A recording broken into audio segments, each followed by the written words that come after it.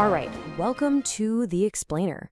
What if everything you've ever heard about the end times isn't the end at all, but just the opening act? Today, we're going to dive into a pretty radical view of biblical prophecy from the book Rightly Dividing Israel's Prophetic Kingdom.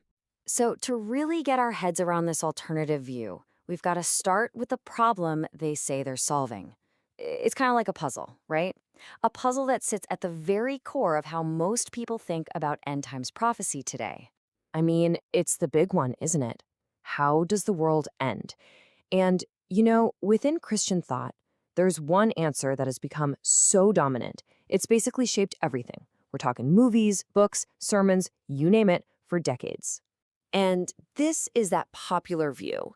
It all comes down to this super intense, really chaotic 7-year period called the tribulation.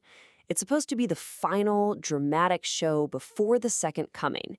And honestly, most modern thinking on the end times, eschatology, it pretty much zooms in almost exclusively on just these 7 years. Okay, but this is where the book we're looking at throws up a huge red flag. The authors are basically saying, hang on a second. That 7-year box, it's way, way too small. Their whole point is that there are just so many unfulfilled prophecies that you can't possibly cram them all into such a tiny, hectic time frame. All right, so if that popular 7-year timeline is a puzzle and the pieces just aren't fitting right, then what's the answer? Well, according to this book, it's because we've been missing a huge foundational piece of the puzzle this whole time. And here it is. This is the missing piece they're talking about. The Pre-Millennial Kingdom. Now, don't get hung up on the name. Pre-millennial just means it happens before that final 1,000-year reign on Earth everyone talks about. The really key idea here is that this is a long period of time, an entire era where Christ is ruling from heaven, before any of that crazy, dramatic stuff we usually think of as the end times even begins. Now, when you see it like this, it completely reframes the whole sequence of events, doesn't it? The timeline we're used to seeing just jumps straight from today right into that final, chaotic 7-year mess.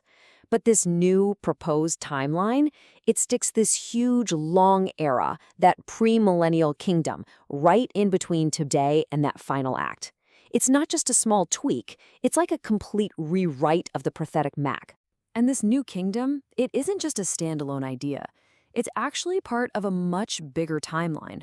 The book breaks down all of history, everything, past, present, and future, into 4 big eras, which they call the 4 Great Days. So here's how they see it unfolding in these 4 big stages. Right now, we're in what's called Man's Day. But here's the kicker. The next stage on the prophetic calendar isn't the end.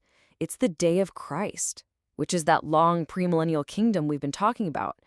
And it's only after that whole era is over that we get to the day of the Lord. And finally, the day of God.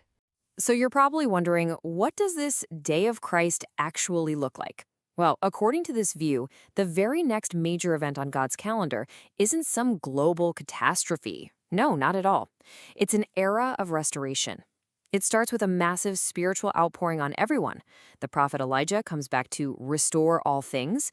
Israel is fully restored as a nation. And all of this kicks off a long, long period of global peace.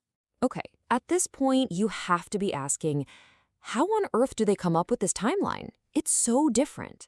And they'd argue it's not just some wild guess. They say it's all based on one specific key to interpreting the Bible. A key they believe is absolutely essential for understanding the whole thing. And that principle is called rightly dividing. The core idea is that you have to sort of cut a straight line through the scriptures. You have to carefully separate different passages based on their context. You're always asking, who was this actually written to, and when was it written for? The whole thing is built on the idea that God has dealt with people differently in different eras or dispensations. So the argument goes, not every single verse in the Bible is written directly to you and me, even if it's all for our learning. And to back this up, they point to a really interesting moment in Jesus' life. Remember when he was in the synagogue and read from the prophet Isaiah? He reads the part about his ministry, healing, good news, all that, and then he stops, right in the middle of a sentence. and he says, "Today the scripture is fulfilled in your hearing."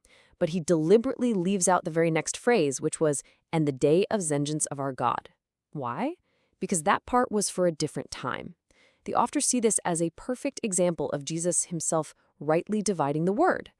All right, let's pull back for a second and look at the big picture. What's the major takeaway here?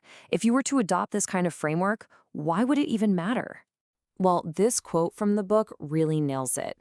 That popular view we talked about, the one that's so focused on those final 7 years, it gives you this feeling that we're right at the very, very end of history, like the credits are about to roll. But these authors are saying, nope, that couldn't be further from the truth. What this viewpoint does is it just blows the prophetic timeline wide open. It totally reframes where we are in history. It suggests that, hey, maybe we're not at the end of the story at all. Maybe we're actually much closer to the beginning of God's biggest work here on earth. From this perspective, there could be thousands of years of God's plan still left to unfold. And really, that's the final provocative thought this whole idea leaves you with. What if the end times aren't an end at all, but a beginning?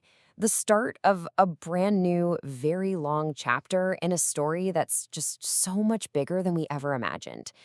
It's a pretty mind-bending alternative, and definitely something to think about.